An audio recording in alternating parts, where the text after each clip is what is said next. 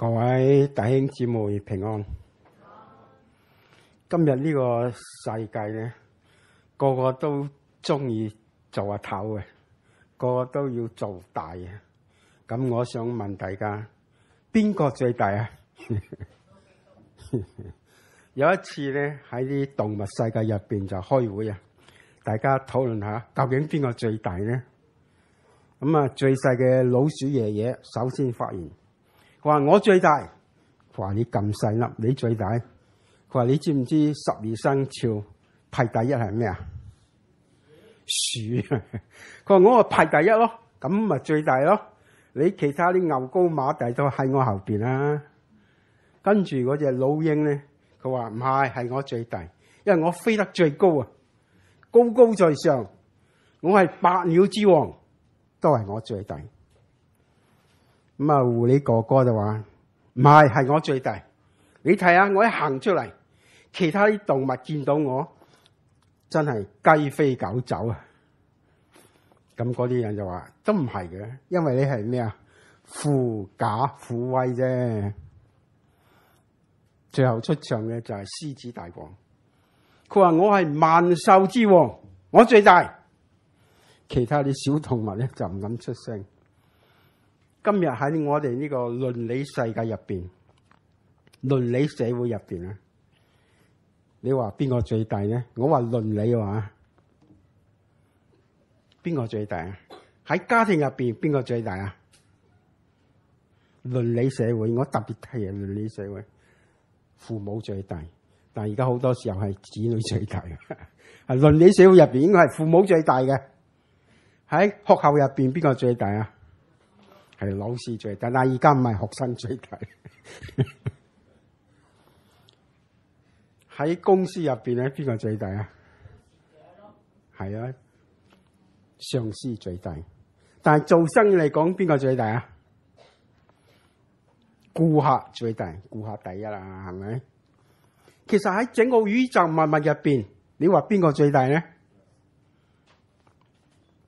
你哋有冇睇報紙啊？最近我見到一段報紙講到歐洲嘅太空署啊，佢哋咧就04年發射咗一支火箭啊，飛去邊度咧？飛去彗星嗰度。04年飛到幾時先到咧？飛到14年，即係今年先飛到，飛咗10年。喺太陽系入邊飛咗10年，先至進入彗星嘅軌道，飛咗64億公里啊！咁細嘅地方飛咗10年，都係太陽系入邊嘅咯。但係我哋知道，整個宇宙入邊有幾多太陽系啊？係無數嘅太陽系。喺星河入邊咧，有無數嘅太陽系。喺整個宇宙入邊咧，有無數嘅銀河系。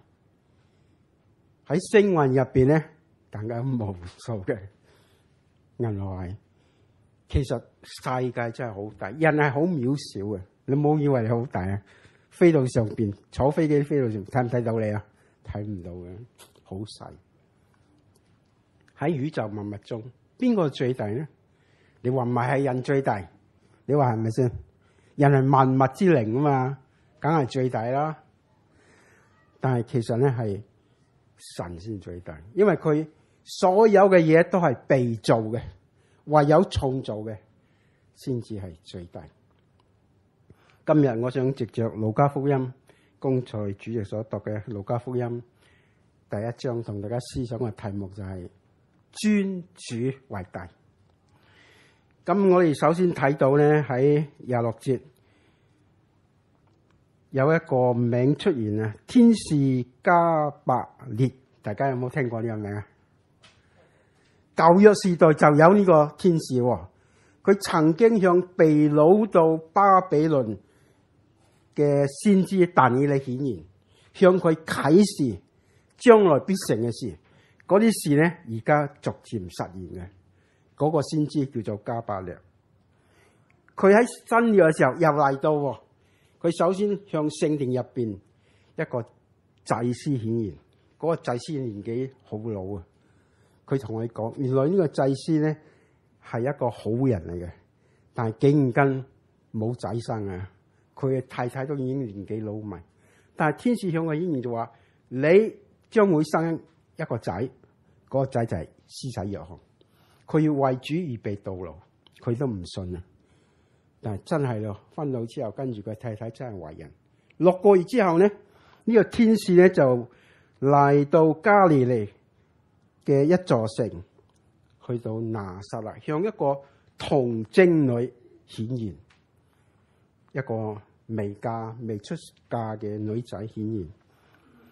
咁呢個天使嘅目的係點樣咧？就係向佢問安。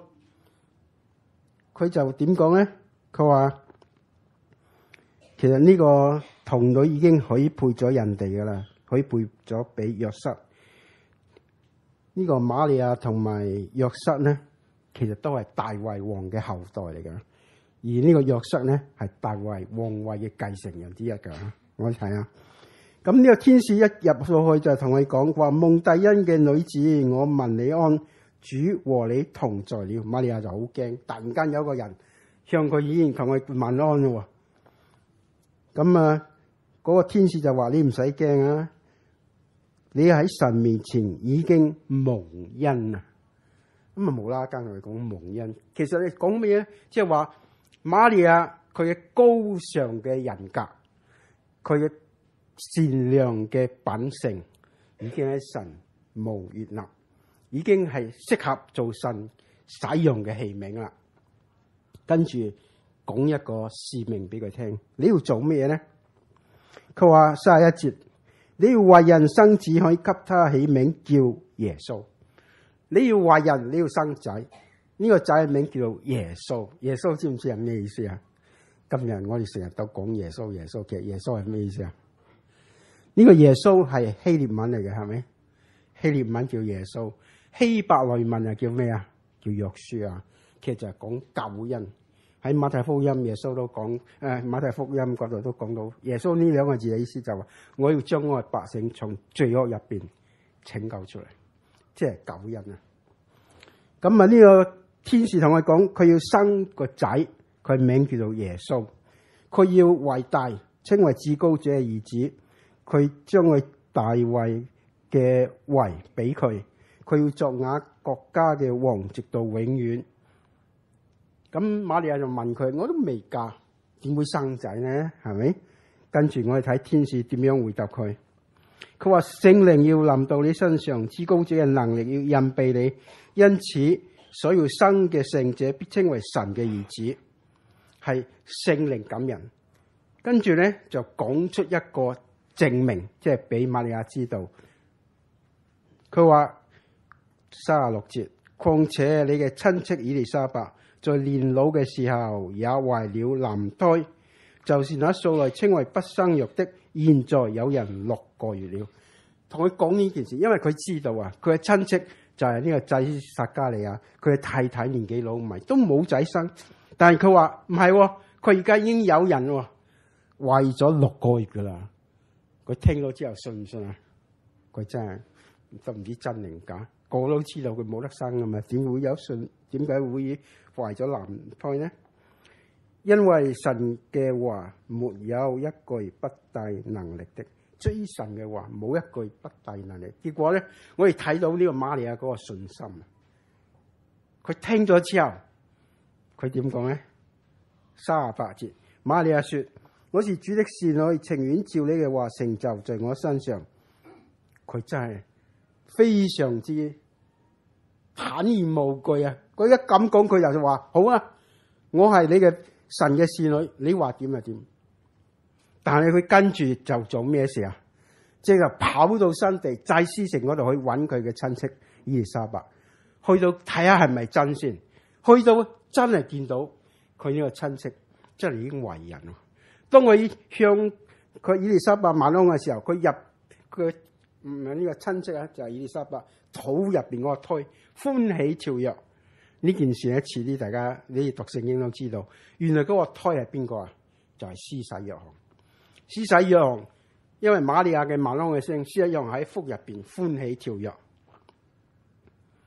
跟住我哋睇到呢個佢嘅親戚伊麗莎白就被聖靈感動，講出一番嘅說話，就係話：我主嘅母到我這裏來，這是從哪裏得來的呢？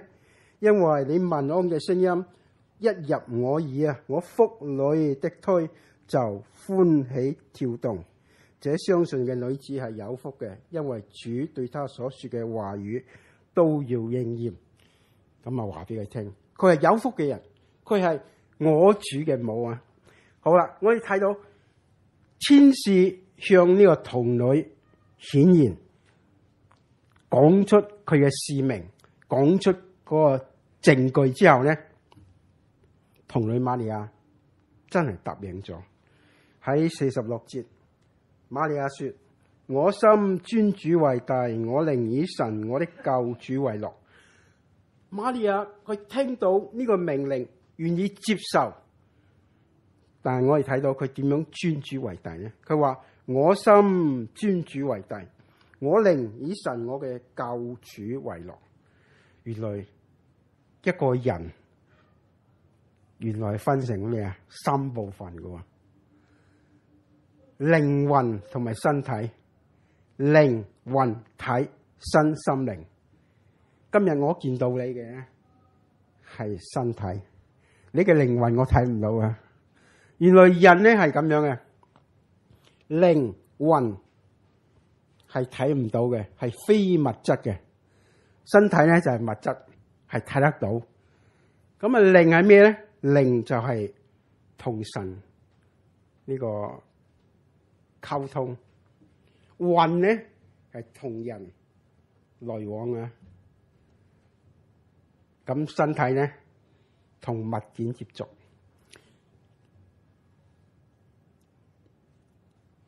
今日你睇唔到靈魂，但係咧靈魂係好重要啊。聖經入邊有一句講，佢話咩啊？身體若沒有靈魂，就是咩啊？一個身體冇咗靈魂，就係咩啊？嗰個身體仲係咪身體啊？就是死的。你見到有啲人瞓喺嗰度，有個身體，但係佢冇靈魂，咁結果佢係咩啊？屍體。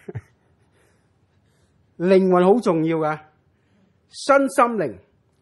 我哋嘅靈係同神溝通。其實呢個靈咧就係生命氣息。當神創造人嘅時候，用泥土做人，吹一口氣就係生命氣息，人就有呢個靈咧就係生命氣息，就係可以話係咩？係你嘅理性，係你嘅思想。咁魂係咩咧？魂就係心思意念、情感你嘅記憶。身體咧就係四肢五官啊，你睇得到嘅，睇得到嘅身體其實係被睇唔到嘅靈魂所控制嘅，係藉着你嘅身體表現出嚟嘅。所以今日我哋睇到好多時候咧，我哋一個人個決志啊，聖經講到立志為善由得我，只是行出嚟由不得我。立志行善就係你嘅靈、你嘅魂，你喺度決定。但係行唔行到咧，就係呢個身體表現出嚟。所以今日我哋睇到靈魂體係要合而為一。如果唔係咧，其實聖經講到咩啊？佢話按照我裏面嘅人啊，我係喜歡神嘅律。裏面嘅人，原來咧有一個裏面嘅人，又有一個外面嘅人。所以今日咧，你嚟禮拜嘅時候，你到裏面嘅人同外邊嘅人成日喺度對抗緊，究竟嚟唔嚟？今日我要唔要做呢件事？今日我要點樣？係大家對抗緊。裏面嘅人就係屬神嘅，外邊嘅人係屬肉體嘅。所以今日我哋每一個人，我哋要培養好我哋嘅靈性。如果唔係咧，你俾嗰個外邊嘅人打贏咗嘅時候，你就走向嗰個唔好嘅地步。今日喺呢度講到瑪利亞，佢話我心尊主為大。其實因為靈魂體呢個係一個專題嚟嘅，講得太詳細，你哋怕你哋太悶。不過我講一個好簡單嘅講得，就話好似人同狗有冇分別咧？狗都有感覺喎，係咪啊？狗都有記憶嘅喎，你教佢走去邊度，佢真係識，跟住帶佢好遠，佢識得翻屋企。狗都有記憶，有感情，但係狗有冇靈咧？冇靈啊！得咩有靈啊？得人有靈嘅。所以當嗰個動物死咗之後咧，佢就冇咗啦。但係人死咗之後咧，身體冇咗，但係靈魂仲喺度。嗰個靈去咗邊咧？嗰個靈去到神嗰度。我哋信耶穌嘅人，嗰個靈去邊咧？去到樂園入邊，與主同在。當耶穌翻嚟嘅時候咧，我哋嘅靈同身體咧會合而為一，咁咧與主永遠同在。但係唔信嘅人咧，佢都有靈，佢靈死咗之後去咗邊咧？佢嘅人死咗之後去咗邊咧？佢嘅靈就去咗陰間，等候耶穌翻嚟。耶穌翻嚟嘅時候，佢嘅身體都會復活，然後人佢嘅靈同埋魂咧，佢嘅身體咧合而為一，做咩啊？接受審判。如果佢唔信耶穌，佢永遠都係受刑罰、受痛苦啊！所以今日在座每一位，希望呢啲個個都已經信咗耶穌啊！咁咧，耶穌翻嚟嘅時候，即使呢個身體唔喺度，個靈都喺度。當耶穌翻嚟嘅時候，呢個身體都會復活，就算燒咗唔見咗，到時都會翻嚟嘅。跟住咧就會與主永遠享埋呢個永福啊！靈魂體係好重要。今日我哋每一個人都會注重我哋，唔止呢個身體健康，你嘅靈魂更加要健康。如果你唔健康嘅時候咧，你個身體會亂咁做嘅。今日我哋睇到瑪利亞，佢話我心尊主為大，我靈以神我嘅救主為樂。佢願意將佢身心靈獻上，做咩啊？遵行神嘅旨意。其實我哋睇到佢點樣去遵行咧？佢首先面對嘅係咩咧？我哋知道佢已經係許配咗俾人哋嘅，係咪？佢而家係未結婚嘅，但係佢應承咗之後，佢第一件事發生嘅就係咩？未婚生仔。一個少女未婚生仔啊，其實喺而家呢個時代都係冇人同情佢嘅，係咪？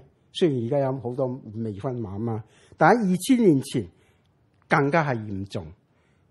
你睇報紙，而家喺以色列附近嗰啲地區啊，有啲未婚嘅少女俾人捉到之後咧，一樣係俾人用石頭打死。即係何況2000年前。所以我哋睇到瑪利亞佢願意接受呢個使命嘅時候咧，佢第一件事就係未婚生仔。佢面對咩啊？名譽掃地啊，係咪？被人哋指責。第二件事咧，佢已經許配咗俾人哋啊嘛。咁佢嘅婚姻咧出現紅燈啊，係咪啊？分分鐘婚姻破裂。第三樣，佢會誕生聖嬰。咁呢個聖嬰係要做皇帝嘅喎。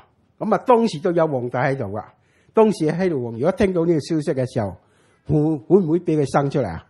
唔會嘅。所以瑪利亞嘅生命都好有危險。但係佢願意落尊主為大，佢願意以神為樂。結果係點樣啊？佢輕看佢自己嘅名譽地位。雖然係未婚生仔，但係咧俾人哋鬧，佢唔怕百姓嗰個羞辱，佢唔怕佢未婚夫約瑟退婚，佢真係退婚喎。當佢聽到話咁啊，佢未婚妻而家有人啦，佢真係想即係將佢休咗佢。但係有天使同佢解釋，先至冇問題啊。跟住我哋睇到希律王知道咗之後，係咪真係俾佢順利生耶穌出嚟咧？唔係噶，即係派人追殺，一路追殺到幾時咧？所以耶穌佢媽媽瑪利亞佢哋一家人一路搬家，由本國搬到外國住，一路搬到幾時先翻嚟咧？等到個皇帝死咗，佢先翻嚟。所以我哋睇到瑪利亞真係為咗尊主為大，佢願意付上代價，將自己嗰個可以話名譽地位全部放低，將自己嗰種優越感全部降低，當自己係一個普通嘅僕人，係卑微嘅侍女，佢樂意嘅將自己獻上。我哋睇到瑪利亞，佢願意尊主為大，佢願意以神為樂。今日你又點樣呢？其實我心尊主為大，我寧以神我嘅救主為樂，講係好容易啊，但係唱都好容易啫吓。你哋識唔識唱啊？講係容易，唱得好容易。大家識唔識唱呢兩句？好有名，呢個叫瑪利亞頌，或者我哋都係唱兩次。大家識唔識唱啊？使唔使用琴啊？我心尊主為大，尊主為大，我寧以神我的救主為樂。我心尊主為大，尊主為大，我寧以神我的救主為樂。而家識啦係嘛？大家再唱一次好嘛？我心尊主為大，尊主為大，我寧以神我的救主為樂。我心尊主為大，尊主為大，我寧以神我的救主為樂。今日我哋睇到瑪利亞佢願意獻上身心靈，佢嘅靈願意尊主為大，佢嘅心都願意獻俾神。今日我哋所有嘅人，其實你又點樣呢？當呢個我哋睇呢個48節啦，因為他顧念他侍女的卑微，從今以後萬代要稱我為有福。我哋睇到瑪利亞佢願意點樣呢？將自己獻上。佢話我是主的侍女啊，情願照你嘅話成就在我身上。當一個人佢願意獻上自己嘅時候，佢就要點呀？承擔嗰種嘅代價。佢話我係咩呢？我係侍女。其實尊主為大有一個好重要嘅問題，就係你點樣睇你自己？今日你係咪尊主為大呢？定係以你自己最大？瑪利亞佢就話神係最大。其實我哋睇瑪利亞，佢係認識真神。佢點樣認識呢？佢話神係點樣呢？神係創造宇宙萬物嘅主宰。神係造物主。喺頭先我哋睇到嗰個路加福音第1章嗰度啊，第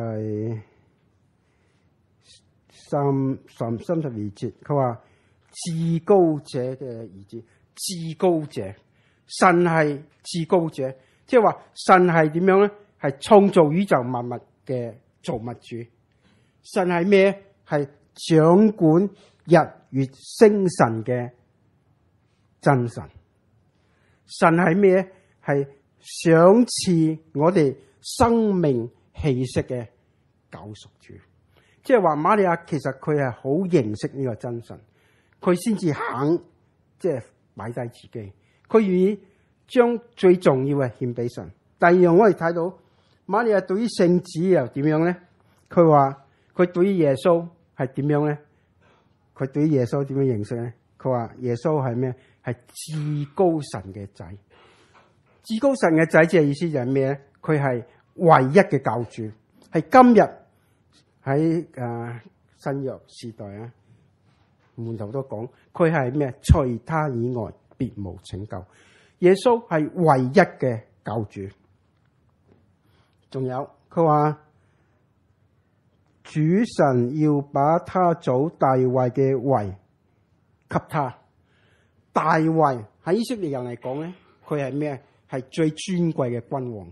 所有嘅以色列嗰個係所有嘅皇帝咧，係由大衛而嚟嘅。大衛係正統嘅。大衛王嘅皇位將會傳俾邊個咧？就會傳俾呢個聖子。所以聖子佢係咩？係萬王之王，民主之主。仲有喺呢度講到，佢係雅各家嘅王，直到永遠，佢嘅國沒有窮盡。聖子佢所建立嗰個國度係點樣咧？係永永遠遠，即係咩？係永遠嘅君王。所以我哋睇到瑪利亞，佢唔止認識真神，佢更加認識呢個聖子，所以好樂意嘅接受呢個命令。跟住我哋睇識唔識聖靈咧？聖靈就係而家我哋講嘅保惠師，係神嘅靈，係賜人悟性啊，可以明白真理，俾人有力量去遵行神嘅旨意。喺呢度特別喺35節，天使回答說：聖靈要臨到你身上，至高者嘅能力要蔭庇你。我哋睇瑪利亞咧，佢親身經歷聖靈嘅大能，佢要完成神嘅使命，佢需要點樣咧？經歷聖靈嗰個大能，聖靈要臨到你身上，即係話佢要因聖靈而感人，佢要因為聖靈而為人生出呢個聖者。至高神嘅能力，神嘅能力都會臨到佢身上，即係話神嘅能力會保護佢，幫助佢，讓佢能夠完成呢個將聖子生出嚟啊！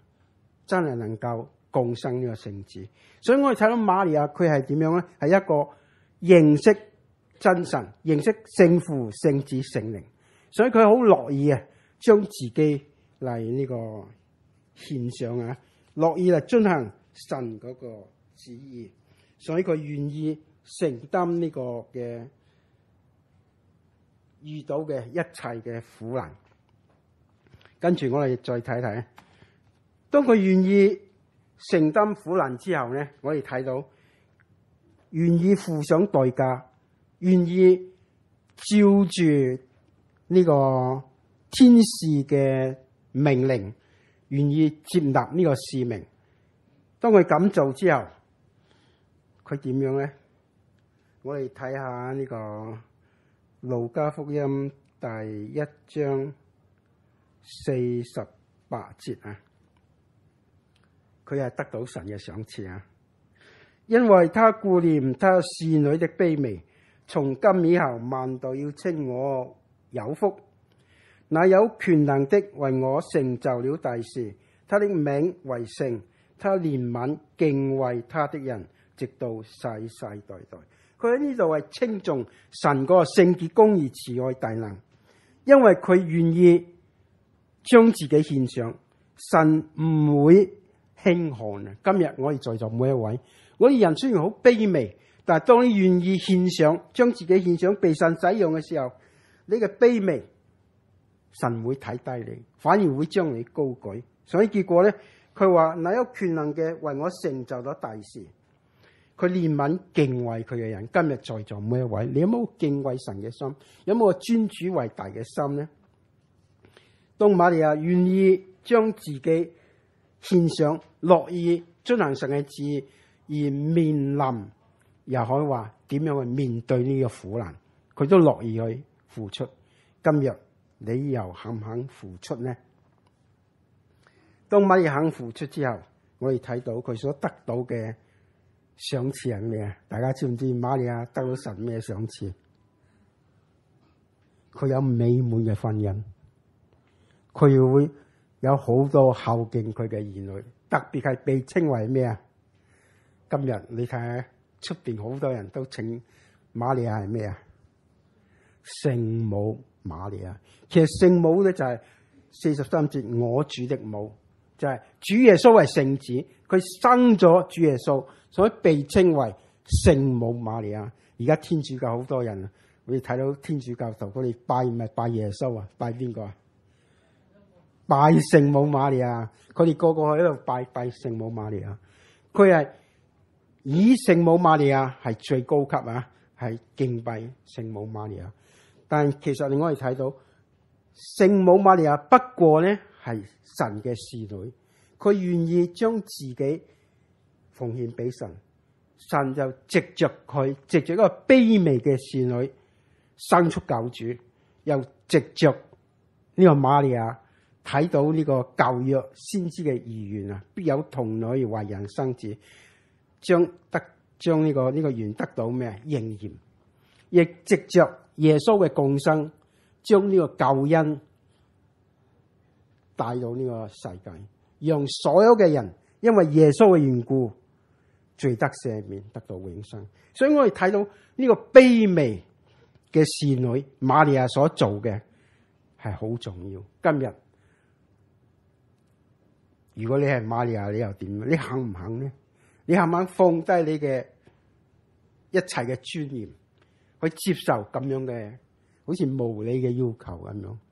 但係我哋睇到，因為佢尊主為大，所以佢樂意去負起呢個代價，樂意去完成神嘅旨意。結果咧，我哋睇到那有權能嘅為我成就了大事，佢憐憫敬畏佢嘅人，佢施展大能，佢將佢提高。今日我哋在座嘅每一位嘅弟兄姊妹，你自己又點樣回應呢？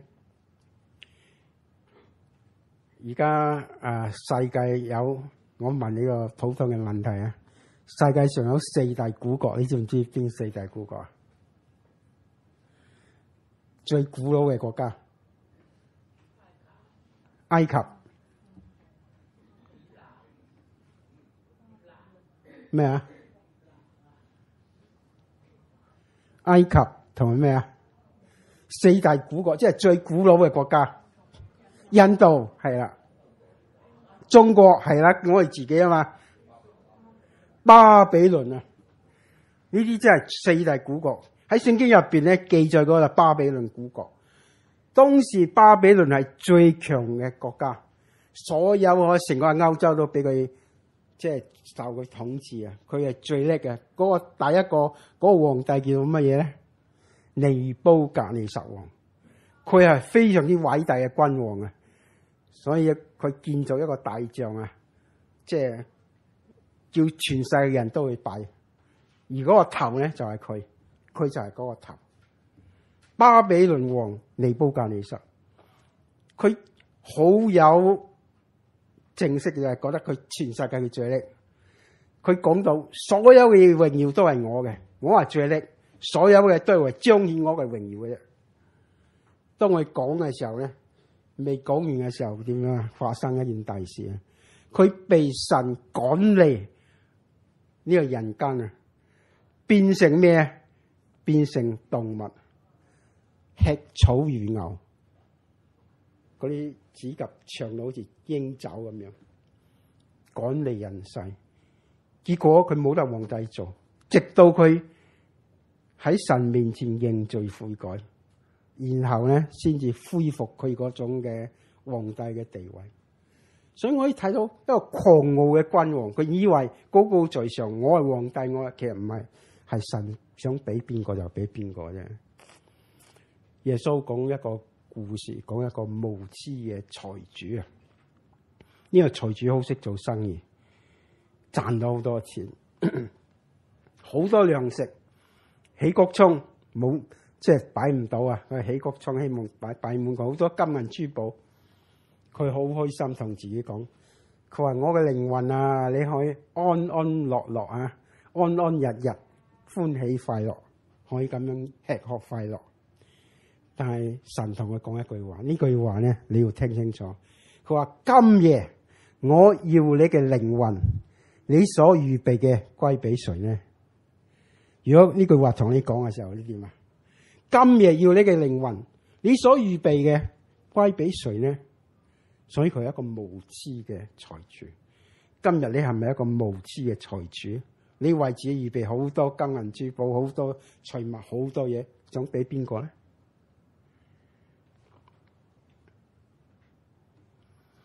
其實咧，今日我哋每一個人，我哋活喺世上。摩西講過一句話，其實耶穌都引用過，佢話：人活着不是咩，單靠食物，乃是靠神口裏所出嘅一切話。人活着唔係靠呢啲嘢，我就講一句話：人活着不是為靠名利權位，人活着唔係靠有名有利益，唔係靠權力，唔係靠地位。人活着唔係為呢啲。聖經有一句話好好：我們若活着是為邊個而活啊？為主而活啊！係啊，我哋活喺世上唔係為自己而活嘅。呢個自己算得咩嘢？好快脆就消失噶啦。喺地球嚟講，喺整個宇宙嚟講，根本就冇嘢，微塵都冇啊！今日你最尊貴嘅咧，就係你肯尊主為大，你肯被神使用，你就係最大。所以今日我哋活着唔係為自己，我哋係為主要活。我哋要點樣咧？要聖經講啦，要藉着我哋嘅身體啊，去榮耀神。點解唔話藉着呢個靈魂去榮耀神咧？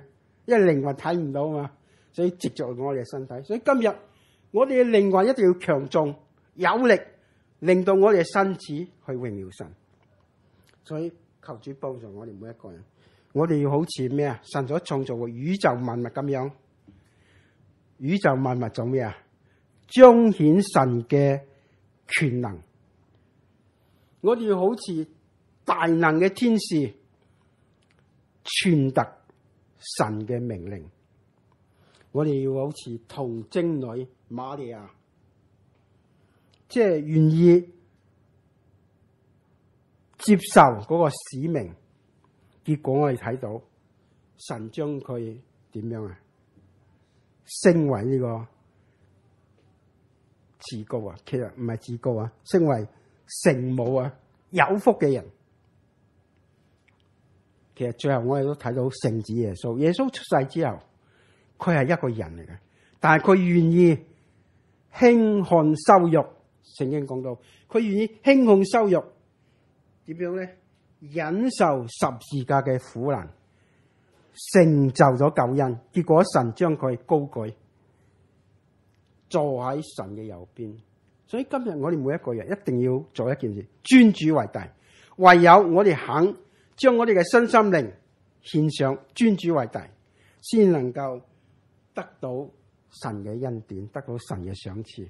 求主幫助我哋每一個人喺今日呢個世代，唔係我話事就最重要，唔係我最大，而係話我願意藉着我自己嘅身子去尊主為大，讓更多人因為我緣故認識我哋嘅至大至高嘅真神，用神嘅愛藉着我哋去彰顯，用更多人去歸榮耀俾我哋嘅神，呢個先至係最重要嘅。